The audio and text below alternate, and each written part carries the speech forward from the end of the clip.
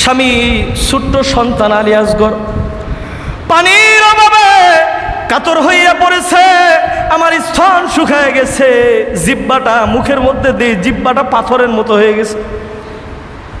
স্বামী যুদ্ধে যাওয়ার আগে পারবেন কি আমার সন্তানকে একটু পানি পান করাইয়া দিতে? আমার আর কোনো দাবি নাই, একটু পানি পান করাইয়া দেন। এই কথা বলার পর ইমাম হুসাইন আলী আসগরকে নিয়ে ফুরাত নদীর তীরে যায় সেই ইবনে জিয়াদকে উদ্দেশ্য করে বলতেছে, আমার সাথে তোমাদের মোকাবেলা হবে, আমি যুদ্ধের জন্য প্রস্তুতি নিয়েছি। আমার এই ছোট্ট সন্তান পানির অভাবে মারা যাইতেছে, একটু পানি কি আমার দিবা? আমার সন্তানকে পান করাইবা, আমরা খাবো না। এই কথা বলার পর সেই জালিম বলতেছে, একটু উপরে তুলো, সন্তানটাকে দেখি। যখন উপরে তুলছে, একটা তীর মেরে বুকের এই পাশ থেকে পিছন দিকে বের করে ফেলেছে। তখন আল্লাহ তাআলার দিকে দিয়ে চিৎকার মেরেছে, আল্লাহ তুমি তাকায় দেখো কারবালার ময়দানের চিত্র। আর কারো কাছে বিচার দিলাম না, তোমার কাছেই বিচার দিলাম। দিয়ে সন্তানকে রাইখা যুদ্ধের ময়দানে চলে গেলেন। যাওয়ার পর কাফের যারা আল্লাহ নবীর পরিবার পরিজনকে, নামদারি মুনাফিক মুসলমান যারা পরিবারকে যারা মারতে চায়, তাদেরকে কচু কাটা করতে করতে ইমাম হুসাইনের প্রত্যেকটা সদস্য শহীদ হয়ে গেছে।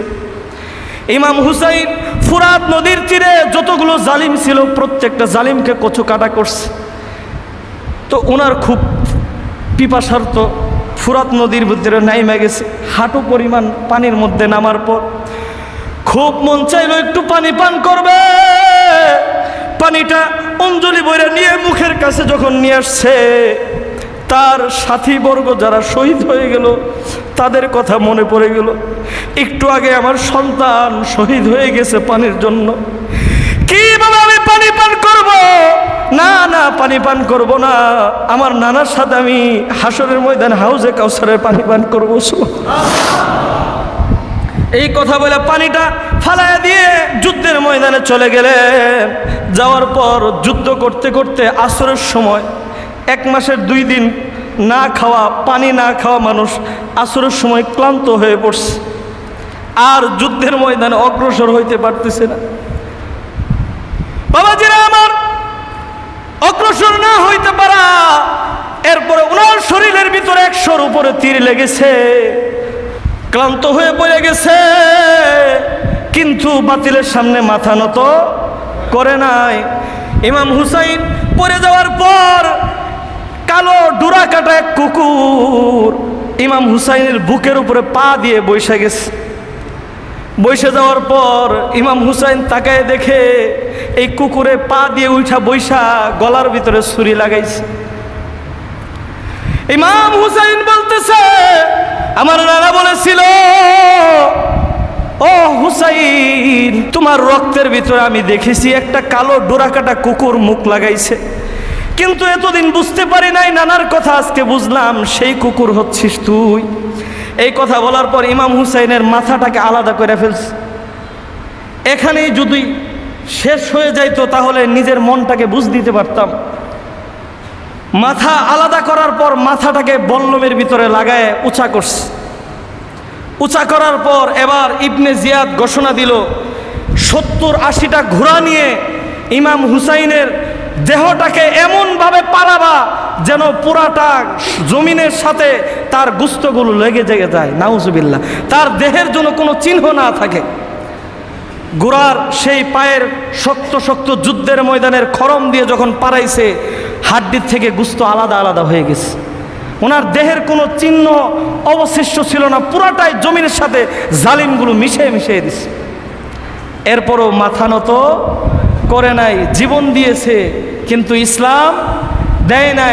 একটি মর্মান্তিক শহীদের ঘটনা মুহররম মাসে 10 মুহররমে হযরত ইমাম হুসাইন রাদিয়াল্লাহু তাআলা আনহু, ওনার সাথে 72 জন ওনার সদস্য ছিলেন, সকল পুরুষ সদস্যদেরকে নির্মমভাবে শহীদ করেছে। আপনারা ঘটনা জানেন, ওনার একটাই মাত্র অপরাধ, সেই অপরাধটা বাতিলের সামনে মাথা নত করে নাই, বাতিলের সাথে মোকাবেলা করেছেন কিন্তু মাথা নত করেন নাই। কুফানগরে যখন চলে গেলেন 1 মাস 2 দিন কুফানগরে ওনাকে বন্দি করে রাখা হয়েছে, চারো সাইডে ঘেরাও করে রাখা হয়েছে। মাত্র ওনারা ছিল 72 জন, আর যারা ঘেরাও করেছিল সৈন্যবাহিনী ছিল 4000। কত? 4000 সৈন্যের মোকাবেলা 72 জন কি কিছু? 4000 অস্ত্র এবং তারা পোশাক পরে, যুদ্ধের পোশাক পরে তারা সাজে সজ্জিত ছিল। আর ইমাম হুসাইন রাদিয়াল্লাহু তাআলা আনহু ওনার পরিবারের সদস্য, মহিলা সদস্য ছিলেন, ছোট বাচ্চা ছিলেন এবং ওনার পরিবারের কিছু লোক ছিলেন যারা এখানে কোনো ডাল তরবারি, যুদ্ধের কোনো সরঞ্জাম নিয়ে আসে নাই, এখানে আসছিলেন মানুষকে গুমরাহির থেকে সঠিক পথে নেওয়ার জন্য। সুবহানাল্লাহ। যদি উনি যুদ্ধ করার জন্য আসতেন, যুদ্ধের ডাক যদি সেই সময়ও দিতেন, তাহলে ওই রকম 4000 না 8000 সেনাবাহিনী জোগাড় করতে ওনার জন্য কোনো কষ্টের ব্যাপার ছিল না। কিন্তু সেখানে উনি যুদ্ধ করার জন্য আসে নাই, ওনাদের চিঠির মাধ্যমে আসছিলেন যে এখানে খেলাফত কায়েম করবেন। হযরত মুহাম্মদ মুস্তাফা সাল্লাল্লাহু আলাইহি ওয়াসাল্লাম যেই খেলাফতকে প্রতিষ্ঠিত করে রেখে গিয়েছিলেন, দ্বীনে ইসলামকে, খেলাফতকে প্রতিষ্ঠিত করে রেখে গিয়েছিলেন, শান্তির সমাজকে, সেই শান্তির সমাজ যখন একে একে আল্লাহর নবী চলে গেলেন, সাহাবায়ে কেরাম রাদিয়াল্লাহু তাআলা আনহু আজমাইন যখন চলে গেলেন, যাইতে যাইতে হযরত উসমান, হযরত আলী রাদিয়াল্লাহু তাআলা আনহুকে এই কুফানগরে শহীদ করা হয়েছিল। শহীদ করার পর এরপরে হযরতে আমিরে মুআবিয়া রাদিয়াল্লাহু তাআলা আনহু উনি দায়িত্ব নিলেন। আল্লাহর নবীর নাতিরা ওনারা ইচ্ছাকৃতভাবে ওনাকে দায়িত্ব দিয়েছেন। কেন দায়িত্ব দিয়েছেন? চাচা, আপনি মুরব্বী সাহাবী, নবীজির কাতিব ওহী ছিলেন আপনি, মানে আল্লাহর নবীর কাছ থেকে যে ওহীগুলো আসতো আল্লাহ তাআলার পক্ষ থেকে, এগুলো উনি লেখা রাখতেন, সংরক্ষণ করে রাখতেন। সুবহানাল্লাহ। যার কারণে আজকে আমরা কোরআন লিখিতভাবে পেয়েছি ওনাদের মাধ্যমে, ওনাদের কষ্টের মাধ্যমে। তো আমিরে মুআবিয়া রাদিয়াল্লাহু তাআলা আনহু ওনাকে মসনদে বসায় দিলেন যে চাচা আপনি বসেন, যতদিন আপনি জীবিত থাকবেন ততদিন আমরা সম্মান করি, আপনি বসেন। সুবহানাল্লাহ। তো চুক্তিনামা হলো যে ঠিক আছে, যেই দিন চলে যাব, চলে যাওয়ার আগে আমি ইমাম হাসান রাদিয়াল্লাহু তাআলা আনহুকে মসনদে বসাই দিয়ে এরপর ইনশাআল্লাহ আমি মৃত্যুবরণ করব। আল্লাহ তাআলা যেন সেই তৌফিক দেয়। সুবহানাল্লাহ। তো আমিরে মুআবিয়া যখন অসুস্থ ছিলেন তখন একটা চিঠি পাঠিয়ে দিলেন যে ইমাম হাসানের কাছে চিঠি নিয়ে যাও, আমার তো খুব অসুস্থ, যে কোনো সময় চলে যেতে পারি, আমার কাছে যে আমানতটা, এই আমানতটা সময় আসছে তাদের কাছে বুঝাইয়া দেওয়ার। সুবহানাল্লাহ। খেলাফতের আমানত তাদের কাছে বুঝাইয়া দিব, সঠিক লোকের কাছে বুঝাইয়া দিব। তখন চিঠি নিয়ে যখন যাওয়া হইতেছিল, এই ইয়াজিদ, এই দুষ্ট, সে ওই চিঠির বার্তাবাহককে সেখানেই মাইরা ফেলছে। মারার পর চিঠিটা নিয়ে কি লেখা সেটা পয়রা ইমাম হাসান রাদিয়াল্লাহু তাআলা আনহুকে বিষ পান করায় মাইরা ফেলছে। নাউজুবিল্লাহ। এরপরে যখন ওনারা ওখানে আসলেন, ওখান থেকে 350 উপরে চিঠি দেওয়া হয়েছিল ইমাম হাসান, ইমাম হুসাইন রাদিয়াল্লাহু তাআলা আনহুকে যে আপনি আসেন, আপনার হাতে আমরা বায়াত গ্রহণ করব, বায়াত গ্রহণ করে আপনার হাতে আমরা খেলাফতের দায়িত্ব আপনার হাতে দিব। সুবহানাল্লাহ। উনি 350 চিঠি পাওয়ার পর পরিবার পরিজন সকলকে নিয়ে আসছিলেন সত্যটা যাচাই করার জন্য এবং নবীর খেলাফত, শান্তির ইসলামকে প্রতিষ্ঠিত করার জন্য। সুবহানাল্লাহ। কিন্তু ওনার সেই 1 মাস 2 দিন ওনার পরিবার পরিজন সকলকে বন্দি করে রেখেছে। 1 ফোঁটা পানি পান করাইতে বাহিরের থেকে কোনো খাবার বা কোনো পানির ব্যবস্থা তারা করে নাই। 1 মাস 2 দিন পানি পায় নাই, বাহিরের কোনো খাবার পায় নাই। একটা মানুষ মদিনার থেকে মক্কা সফর করছে, মক্কা থেকে এই কুফানগরে আসছে অনেক দূরে। তো এত দূরে সফর করে আসার পর কিন্তু শুকনা খাবার নিয়ে মানুষ সফর করতো, আগের দিনের মানুষ সফর করার পর কিন্তু আর খাবার ওইরকম অবশিষ্ট থাকে না। ওনাদের চিন্তা ভাবনা ছিল ওখানে চলে গেলেই তো আমাদের খাবারের ব্যবস্থা হবে, বাসস্থানের ব্যবস্থা হবে। তো আসার পর 1 মাস 2 দিন ওনাদেরকে বন্দি করে রাখলো। কোনো খাবারের ব্যবস্থা নাই, কোনো পানির ব্যবস্থা নাই। শিবিরে খাবার না খাইতে না খাইতে এক একজন অবস্থা খারাপ, মৃত্যুর দিকে আস্তে আস্তে ঢলে পড়তে থাকলো। পানি একটা মানুষ কয়দিন পান করে না থাকতে পারে? আমরা একদিন 2 দিন পানি পান করে না থাকতে পারবো? হয়তো সম্ভবত যত কষ্ট হোক, মৃত্যুর সাথে যদি হয় তাও হয়তো 2 দিন বা 3 দিন কষ্ট হয়ে যাবে থাকা। খাবার, বৈজ্ঞানিক সম্মত কথা, খাবার না খায় প্রায় 2 সপ্তাহ বা 3 সপ্তাহ, কিন্তু পানি খায় তাও দেখা যায় 2 সপ্তাহ 3 সপ্তাহের মতন বাঁচতে পারে খাবার না খায়। কিন্তু পানি না খাইলে 2 দিন বা 3 দিনের বেশি বাঁচবে না। তো ওনার শিবিরে পানির কোনো ব্যবস্থা নাই, খাবারের কোনো ব্যবস্থা নাই। তো 8ই মুহররম উনি লম্বা ভাষণ দিলেন। 9 মুহররমে লম্বা ভাষণ দিয়ে বলতেছে, এই তোমরা শুনো, আমি কি নবীজির নাতি না? আমি ইমাম হুসাইন না? তোমরা যারা আমাকে দেখেছো নবীজির কাছে ছোটবেলায়, আমার নবী, আমার শরীরে এমন কোনো জায়গা নাই যেখানে আমার নবী ওনার ঠোঁট মুবারক দিয়ে আমাকে চুমা দেয় নাই। তাহলে এই শরীরে কি তোমরা আঘাত করতে চাও? এই শরীরে আঘাত করে তোমরা কালেমাওয়ালা মুসলমান, তোমরা কি জাহান্নামে হতে চাও? এরকম করে ভাষণ দিলেন। তোমাদের কাছে একটা প্রস্তাব দেই, যদি প্রস্তাবটা গ্রহণ করো তাহলে তোমাদের জন্য দোয়া করব, পরকালে আল্লাহ শান্তির ফয়সালা করবে। তো সীমার তো সীমারই হয়, জালেম তো জালিমই হয়। স্বৈরাচার কোনোদিন তার ভিতরে জুলুম যে করতেছে এটা বুঝ আসে না কখনো। জালিমের বুঝ এটাই যে আমি জুলুম করেই যাব, আমার ক্ষমতা দরকার, আমার ক্ষমতা টিকাইতে হবে। কে এটার জুলুমের শিকার হলো, কে হলো না, কে সুবিধা পাইলো, কে পাইলো না, সেদিকে তার কোনো চিন্তা নাই। যদি 100-200 মানুষ 500 মানুষ মারা যায় কি হবে তাতে? ঠিক কিনা কথা? তো সম্মানিত উপস্থিতি, তখন ভাষণ দিলেন, দেখো আমি তোমাদেরকে 3টা কথা বলি। 1 নাম্বার, আমাকে মদিনার থেকে আসছি, আমাকে মদিনার দিকে যাইতে দাও। আমি তোমাদের কুফানগরে কাউকে বলবো না যে খেলাফত এখানে প্রতিষ্ঠিত করো। আমি মদিনায় চলে যাব, মদিনায় যে আমি খেলাফতের কথা বলবো, তোমাদের এখানে কাউকে বায়াত হতে বলবো না। আমাকে মদিনার পথ দেখায় দাও। বলল এটা সম্ভব না। তাহলে 2য় নাম্বার, যে ইয়াজিদের নির্দেশে আমাদেরকে বন্দি করে 1 মাস 2 দিনের মতো কষ্ট দিতেছো, খাবার নাই, পানি নাই, কোনো ভালো কোনো ব্যবস্থা নাই, ওই ইয়াজিদের দরবারে আমাকে যেতে দাও, বা ইয়াজিদকে আমার কাছে নিয়ে আসো। আমি তাকে জিজ্ঞাসা করব, তোমার বাবা একজন আল্লাহর নবীর সাহাবী ছিলেন, তাহলে ওনার সন্তান হয়ে তুমি কীভাবে পারো নবীজির কলিজার টুকরা নাতিনকে এইভাবে আঘাত করতে, তার পরিবারকে এইভাবে আঘাত করতে? এটা আমি তাকে জিজ্ঞাসা করব, তার সাথে একটা ফাইসালা করব, তার কাছে নিয়ে যাও বা তাকে আমার কাছে নিয়ে আসো। বলল এটাও সম্ভব না। 3য় নাম্বার বললেন, মদিনায়ও যাব না, ইয়াজিদের কাছেও যাব না, অন্য কোনো পথ ধরায় দাও, অন্য কোনো পথে চলে যাব, তারপরও চাই না আমার গায়ে আঘাত কইরা তোমরা এই 4000 মানুষ জাহান্নামী হও। সুবহানাল্লাহ। ওনার বক্তব্য কি ছিলেন? যে আমার গায়ে আঘাত করে তোমরা জাহান্নামী হও, তোমরা মুসলমান, এটা আমি চাই না।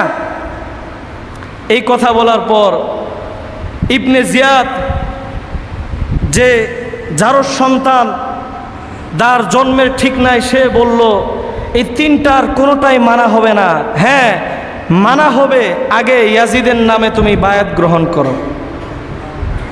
জোরে বলেন না, কথা কি আমার বুঝতেছেন? জোরে সকলে বলেন, কথা কি বুঝতেছেন? মুসলমানদের ইতিহাস জানা দরকার আছে না? যে ইয়াজিদের হাতে যদি বায়াত গ্রহণ করো, ইয়াজিদকে যদি তুমি খলিফা মানো, তাহলে তোমাকে মদিনায় যাওয়া দেওয়া হবে বা তোমাকে ইয়াজিদের কাছে নেওয়া হবে, কিন্তু এর ছাড়া তোমাকে এখান থেকে কোথাও লড়তে দেওয়া হবে না।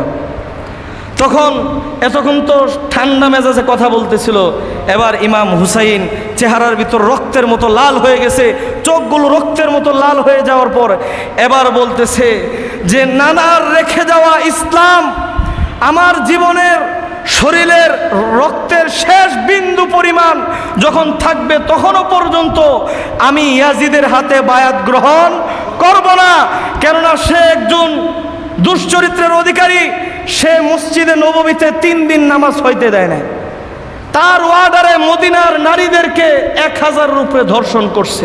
নাউজুবিল্লাহ বলেন না। তার ওয়ার্ডারে বিভিন্ন জায়গায় ধর্ষণ হতেছে, বিভিন্ন জায়গায় জুলুম হইতেছে, আমি কিভাবে তার হাতে বায়াত গ্রহণ করব? ওই স্বৈরাচারী সেই জালিম শাসককে আমি কখনো মানতে পারি না। দরকার হয় জীবন দিব, আমার পরিবার দিব, আমার সন্তানকে আল্লাহর রাস্তায় আমি কুরবানি করব, এরপর আমি ইয়াজিদের হাতে বায়াত গ্রহণ করব না। আল্লাহু আকবার বলেন না। আজকে যদি ওই রকম ইমান ওনাদের উত্তরসূরি আমরা, ঠিক কিনা? আমরা কি হুসাইনি মুসলমান না? আল হাসান ওয়াল হুসাইন সাইয়্যিদা শাবাবি আহলিল জান্নাহ। খুতবার মধ্যে প্রত্যেকটা ইমাম এই কথাটা বলে। হযরত ইমাম হাসান, ইমাম হুসাইন সমস্ত জান্নাতি পুরুষ যারা হবে, সমস্ত জান্নাতি পুরুষদের সরদার। সুবহানাল্লাহ। তাহলে আমাদের যিনি নেতা, উনি আমাদেরকে দেখায় দিয়ে গেলেন, এই দুনিয়াবাসী তোমরা শোনো, আমি আমার পরিবারকে কুরবানি করেছি আল্লাহর রাস্তায়, কিন্তু স্বৈরাচারের কাছে মাথা নত করি নাই।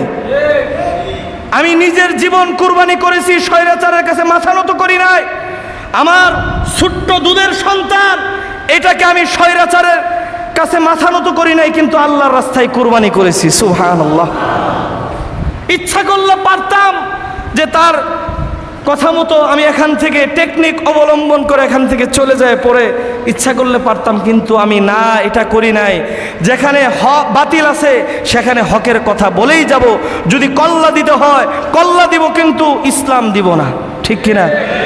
ওনারা যেই শিক্ষা আমাদেরকে দিয়ে গিয়েছেন, ওই শিক্ষায় উজ্জীবিত মুসলমান হওয়ার পরও কিভাবে জিহাদকে আমরা অস্বীকার করি না? কিছুদিন আগে শুনেন নাই, একজন সংসদ সদস্য বলতেছিল যে আমরা এখন আপডেট বা আমরা এখন অত্যাধুনিক যুগে আসছি, আমরা জিহাদ টিহাদ আর কিছু শুনতে চাই না। বলছিল কিনা? শুনছিলেন কথাটা? আমরা এখন খুবই উন্নত মানের যুগে আসছি, এখন পুরনো কালের জিহাদ এগুলো কথা আমরা শুনতে চাই না। তার মানে কি কোরআনকে অস্বীকার করা হলো কিনা? জোরে কথা বলেন, কোরআনকে অস্বীকার করা হয়েছে। তাহলে কেউ যদি কোরআনকে জিহাদের কথা অস্বীকার করতে চায়, আমরা কি তারে ছাইরা দিব? আমরা তারে মানব? যে কোরআনকে অস্বীকার করবে তার সাথে আমাদের কোনো সম্পর্ক নাই। আর যে কোরআনকে মানবে, কোরআন দ্বারা জীবন পরিচালনা ব্যবস্থা করবে, তাকে আমরা জীবন দিয়ে হেফাজত করব, ঠিক কিনা? জোরে বলেন, ঠিক কিনা? দেখেন, আল্লাহর রাস্তায় যারা জীবন দেয়, ইমাম হুসাইন রাদিয়াল্লাহু তাআলা আনহু, সেই দিন কত মর্মান্তিকভাবে ওনাকে শহীদ করা হয়েছে। নবীজিকে বলতেছে, ইয়া রাসূলুল্লাহ, আপনার পরিবারের লোকজন একটু পানি পাইতেছে না, একটু খাবার পাইতেছে না। খাবার না খাইতে না খাইতে, পানি না খাইতে না খাইতে জিহ্বাগুলো শুকায় গেছে, শরীরটা কাতর হয়ে পড়ে গেছে। দেখবেন একদিন রোজা রাখার পর, এই যে মুহররমে যারা রোজা রাখছেন, তাপমাত্রা খুব বেশি ছিল, বিকালবেলা জিহ্বাটা শুকায় গেছে, ঠিক না? একদিন রোজা রাখলে পানি না খাইলেই যদি মাত্র 12 ঘন্টা, তাই যদি জিহ্বা শুকায় যায়, আর সেই শিবিরে 1 মাস 2 দিন কোনো বাহিরের পানির ব্যবস্থা ছিল না, কোনো খাবারের ব্যবস্থা ছিল না, তখন আল্লাহর নবীকে বলতেছে, ইয়া রাসূলুল্লাহ, আপনি তাকায় দেখেন, পানির কোনো ব্যবস্থা নাই, আপনার উম্মতেরা আমাদের সাথে কি নির্মম ব্যবহার করতেছে, কোনো খাবারের ব্যবস্থা নাই। আমি তাদের সাথে বলেছি যে জীবন দিব, কিন্তু আপনার রেখে যাওয়া খেলাফতকে আমি লুণ্ঠিত হতে দিব না।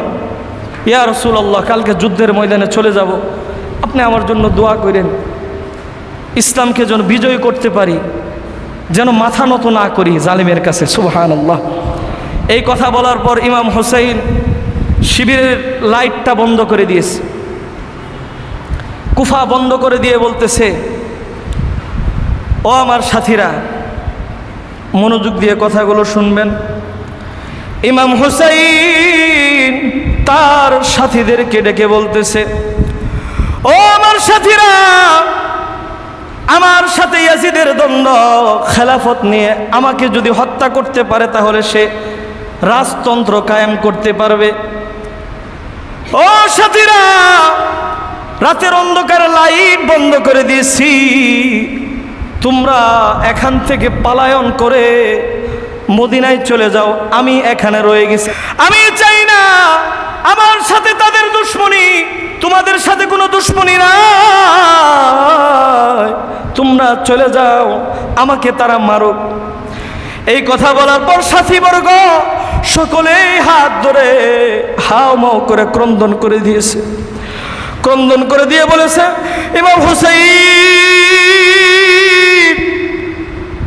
1 মাস হয়ে যায়, পানির অভাবে কষ্ট করেছি, ইচ্ছা করলে তো পারতাম পালায় যাইতে। ইমাম হুসাইন শুনেন, আপনাকে হেফাজত করার জন্য, ইসলামকে বিজয়ী করার জন্য, ইসলামের পথের যেরকম আপনি পথিক, আমরাও তো এরকম পথিক। সুবহানাল্লাহ। শুনেন, যদি জীবন দিতে হয় আপনার সামনে আমরা ডাল হয়ে দাঁড়াবো, আমরা আগে শহীদ হব, এরপরে আপনাকে। ইমাম হুসাইন এই কথা বলার পর, এই কথা শোনার পর ওনার মনের ভিতরে তৃপ্তি আসলো। ঠিক আছে, তাহলে যুদ্ধের ময়দানে তোমাদের সাথে দেখা হবে। আল্লাহ যদি হায়াতে রাখে দুনিয়ার হায়াতে দেখা হবে, আর যদি হায়াতে না রাখে পরকালে জান্নাতে একসাথে আমরা বসবাস করবো। সুবহানাল্লাহ। পরের দিন সকালবেলা তার পরিবারের মহিলাদেরকে বলল, আমরা তো যুদ্ধের ময়দানে যাইতেছি। দুলদুল নামক ঘোড়ার উপর সওয়ার করে আল্লাহর নবীর ব্যবহারের জুলফিকার তরবারিটা হাতে নিয়েছে। সুবহানাল্লাহ। নেওয়ার পর এবার স্ত্রী ছোট্ট ছোট্ট সন্তানগুলোকে বলতেছে, ও স্ত্রী শুনো, এই যে আমাদের উপর নির্যাতন করা হয়েছে, আমি জানি শহীদ হওয়ার পর তোমাদের উপর নির্যাতন করা হবে। খবরদার, তোমরা যদি হায়াতে বেঁচে থাকো দুনিয়ার কোনো রাজা বাদশার কাছে এই কথাগুলো বইল না। এই ব্যাপারে কোনো বিচার তোমরা কোনো রাজা বাদশার কাছে দিও না। যদি মদিনায় তোমরা কোনোদিন যাও, আমার নবী, আমার নানা, ওনার রওজা থারের সামনে দাঁড়ায়া 1 মাস 2 দিনের প্রত্যেকটা মুহূর্তের কথা তোমরা বিচার দিবা। সুবহানাল্লাহ। কেননা দুনিয়ার কারো কাছে বিচারের প্রয়োজন নাই। আমার নানা যদি জানে এটাই আমার জন্য যথেষ্ট, আর কোনো কারো কাছে বিচার দিও না। ইমাম হুসাইন যুদ্ধের ময়দানে যাওয়ার আগে ওনার স্ত্রী বলতেছে, স্বামী ছোট্ট সন্তান আলী আসগর পানির অভাবে কাতর হইয়া পড়েছে, আমার স্তন শুকায় গেছে, জিহ্বাটা মুখের মধ্যে দিয়ে জিহ্বাটা পাথরের মতো হয়ে গেছে। স্বামী যুদ্ধে যাওয়ার আগে পারবেন কি আমার সন্তানকে একটু পানি পান করাইয়া দিতে? আমার আর কোনো দাবি নাই, একটু পানি পান করাইয়া দেন। এই কথা বলার পর ইমাম হুসাইন আলী আসগরকে নিয়ে ফুরাত নদীর তীরে যায়, সেই ইবনে জিয়াদকে উদ্দেশ্য করে বলতেছে, আমার সাথে তোমাদের মোকাবেলা হবে, আমি যুদ্ধের জন্য প্রস্তুতি নিয়েছি, আমার এই ছোট্ট সন্তান পানির অভাবে মারা যাইতেছে, একটু পানি কি আমার দিবা, আমার সন্তানকে পান করাইবা, আমরা খাবো না। এই কথা বলার পর সেই জালিম বলতেছে, একটু উপরে তুলো, সন্তানটাকে দেখি। যখন উপরে তুলছে, একটা তীর মেরে বুকের এই পাশ থেকে পিছন দিকে বের করে ফেলেছে। তখন আল্লাহ তাআলার দিকে দিয়ে চিৎকার মেরেছে, আল্লাহ তুমি তাকায় দেখো কারবালার ময়দানের চিত্র। আর কারো কাছে বিচার দিলাম না, তোমার কাছে বিচার দিলাম। দিয়ে সন্তানকে রাইখা যুদ্ধের ময়দানে চলে গেলেন।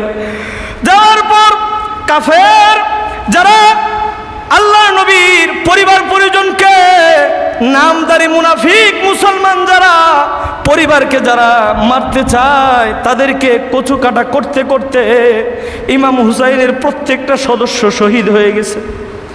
ইমাম হুসাইন ফুরাত নদীর তীরে যতগুলো জালিম ছিল প্রত্যেকটা জালিমকে কচু কাটা করছে। তো ওনার খুব পিপাসার্থ, ফুরাত নদীর ভিতরে নাইমা গেছে, হাঁটু পরিমাণ পানির মধ্যে নামার পর খুব মন চাইলো একটু পানি পান করবে। পানিটা অঞ্জলি বইরা নিয়ে মুখের কাছে যখন নিয়ে আসছে, তার সাথীবর্গ যারা শহীদ হয়ে গেল তাদের কথা মনে পড়ে গেল। একটু আগে আমার সন্তান শহীদ হয়ে গেছে পানির জন্য, পানি পান করব, না না পানি পান করব না, আমার নানার সাথে আমি হাসরের ময়দান হাউজে কাউসারের পানি পান করবো। এই কথা বলে পানিটা ফালায় দিয়ে যুদ্ধের ময়দানে চলে গেলেন। যাওয়ার পর যুদ্ধ করতে করতে আসরের সময় 1 মাসের 2 দিন না খাওয়া, পানি না খাওয়া মানুষ আসরের সময় ক্লান্ত হয়ে পড়ছে, আর যুদ্ধের ময়দানে অগ্রসর হইতে পারতেছে না। বাবাজিরা আমার, অগ্রসর না হইতে পারা, এরপরে ওনার শরীরের ভিতরে 100-র উপরে তীর লেগেছে, বল্লমের আঘাত ছিল, ক্লান্ত হয়ে পড়ে গেছে, কিন্তু বাতিলের সামনে মাথা নত করে নাই। ইমাম হুসাইন পড়ে যাওয়ার পর কালো ডোরা কাটা এক কুকুর ইমাম হুসাইনের বুকের উপরে পা দিয়ে বসে গেছে। বসে যাওয়ার পর ইমাম হুসাইন তাকায় দেখে এই কুকুরে পা দিয়ে উঠা বৈশা গলার ভিতরে ছুরি লাগাইছে। ইমাম হুসাইন বলতেছে, আমার নানা বলেছিল, ও হুসাইন, আমার রক্তের ভিতরে আমি দেখেছি একটা কালো ডোরাকাটা কুকুর মুখ লাগাইছে, কিন্তু এতদিন বুঝতে পারি নাই, নানার কথা আজকে বুঝলাম, সেই কুকুর হচ্ছিস তুই। এই কথা বলার পর ইমাম হুসাইনের মাথাটাকে আলাদা করে ফেলছে। এখানেই যদি শেষ হয়ে যাইতো তাহলে নিজের মনটাকে বুঝ দিতে পারতাম। মাথা আলাদা করার পর মাথাটাকে বল্লমের ভিতরে লাগায় উঁচা করছে। উঁচা করার পর এবার ইবনে জিয়াদ ঘোষণা দিল, 70-80টা ঘোড়া নিয়ে ইমাম হুসাইনের দেহটাকে এমনভাবে পালাবা যেন পুরাটা জমিনের সাথে তার গুস্তগুলো লেগে জেগে যায়, নাউজুবিল্লাহ, তার দেহের জন্য কোনো চিহ্ন না থাকে। ঘোড়ার সেই পায়ের শক্ত শক্ত যুদ্ধের ময়দানের খরম দিয়ে যখন পারাইছে, হাড্ডির থেকে গুস্ত আলাদা আলাদা হয়ে গেছে, ওনার দেহের কোনো চিহ্ন অবশিষ্ট ছিল না, পুরাটাই জমিনের সাথে জালিমগুলো মিশিয়ে মিশিয়ে দিছে। এরপরও মাথা নত করে নাই, জীবন দিয়েছে, কিন্তু ইসলাম দেয় নাই। আর আজকে আমরা ইসলামটা কত সহজেই পেয়েছি, ঠিক না? বাবা মুসলমান, আমিও মুসলমান, দাদা মুসলমান, আমিও মুসলমান, ওই সূত্রে ইসলাম পেয়েছি, এই জন্য ইসলামের গুরুত্ব আমাদের কাছে নাই, ঠিক কিনা? গুরুত্ব যদি থাকতো, এখানে যারা আসছেন বেশিরভাগ যুবক মানুষ, বলেন তো দেখি কয় ওয়াক্ত নামাজ পড়েন আপনারা? এটা বললে তো বেজার হয়ে যাবেন, বেজার হইবেন না? আপনাদের কাছে প্রশ্ন, এত কষ্টের ইসলাম আমাদের নেতা রাইখা গেল, যিনি জান্নাতের আমাদের সর্দার হবে, তো উনি যদি জিজ্ঞাসা করে, এত কষ্ট করে তোমাদের জন্য পরিবারকে কুরবানি দিলাম, নিজে কুরবানি হলাম, ইসলাম রাইখা আসছিলাম, কয় ওয়াক্ত নামাজ পড়ছিলাম? তখন কি জবাব দিবেন? ফজর পড়ি নাই, আসর পড়ি নাই, জোহর পড়ি নাই, মাগরিব পড়ি নাই, এশা পড়ি নাই। এইভাবে কি জান্নাতে যেতে পারবো? কথা বলেন না কেন? এইভাবে জান্নাতে যেতে পারবো? নামাজ দরকার আছে কিনা? রোজা, হজ, যাকাত, জিহাদ, অবশ্যই আল্লাহর বিধান প্রত্যেকটাই প্রয়োজন, নাকি বলেন? আমরা অন্যগুলো কোনো রকম মানি, কিন্তু জিহাদ একেবারেই মানতে চাই না। হ্যাঁ, ওয়ালা তাহসাবান্নাল্লাযীনা কুতিলু ফি সাবিলিল্লাহি আমওয়াতা, আল্লাহ বলতেছে যারা ফি সাবিলিল্লাহ, আল্লাহর জন্য, আমওয়াত মৃত্যুবরণ করে, বাল আহইয়া, তাদেরকে তোমরা মৃত্যু বলিও না, তারা শহীদ, তারা জীবিত। সুবহানাল্লাহ। ইনদা রাব্বিহিম ইউরযাকুন, শুধু তাই নয়, মৃত্যুবরণ করার পর তারা জীবিত হয়েছে এবং কবর যায়, তারা আল্লাহর দেওয়া রিজিক, জান্নাতের নাজ নিয়ামত, খাবার তারা ভক্ষণ করতেছে। সুবহানাল্লাহ। এটা আমরা চাই কি চাই না? সকলেই চাই। যদি চাই তাহলে ইমাম হুসাইন রাদিয়াল্লাহু তাআলা আনহুর আদর্শ অনুযায়ী আমাদেরকে ইসলামের জন্য জীবন দেওয়ার জন্য প্রস্তুত থাকতে হবে। বলেন ইনশাআল্লাহ। যখন সময় আসবে, যখন সুযোগ আসবে, পিছপা হব না। কিছু কিছু সময় কিছু নাস্তিক, কিছু মুরতাদ আমার নবীকে নিয়ে কটূক্তি করে, যখন এরকম সময় আসবে, ওই কটূক্তিকারীর জিহ্বাকে টেনে ছিঁড়ে দরকার হয় ফাঁসির মঞ্চে ঝুলবো। বলেন ইনশাআল্লাহ। নবীর জন্য জীবন দিতে প্রস্তুত আছি তো ইনশাআল্লাহ। তো সম্মানিত উপস্থিতি, এরপরের আয়াত, ফারিহিনা বিমা আতাহুমুল্লাহু মিন ফাদলিহি ওয়া ইস্তাবশিরুনা বিল্লাযিনা লাম ইয়ালহাকু বিহিম মিন খালফিহিম আল্লাহ খাউফুন আলাইহিম ওয়া লা হুম ইয়াহজানুন। ও আমার মালিক, আমাদেরকে যে কত শান্তিতে রাখছো, আমাদেরকে যে কত নাজ নেয়ামত দিয়েছো, এগুলোর কথা একটু বইলা দাও। আমরা যে কত স্বাচ্ছন্দ্য জীবন যাপন করতেছি শহীদ মৃত্যুবরণ করার কারণে। সুবহানাল্লাহ। এরপরে বলতেছেন আল্লাহ খাউফুন আলাইহিম ইয়াহজানু ওয়া লা হুম ইয়াহজানুন, এবং যারা এই রাস্তায় আসবে তাদেরকে বইলা দিও তাদের কোনো চিন্তার কোনো কারণ নাই। সুবহানাল্লাহ বলেন না। দুনিয়াতেও কোনো চিন্তা নাই, পরকালের জন্য কোনো টেনশন করতে হবে না, টেনশন ফ্রি তারা জান্নাতে চলে যাবে বিনা হিসাবে। সুবহানাল্লাহ। ওই রকম জান্নাতি হইতে চাই তো এমন শহীদ মৃত্যু আমরা আল্লাহ তাআলার কাছে চাই যে মৃত্যু হবে তো আমরা সরাসরি জান্নাতে চলে যাব। সুবহানাল্লাহ।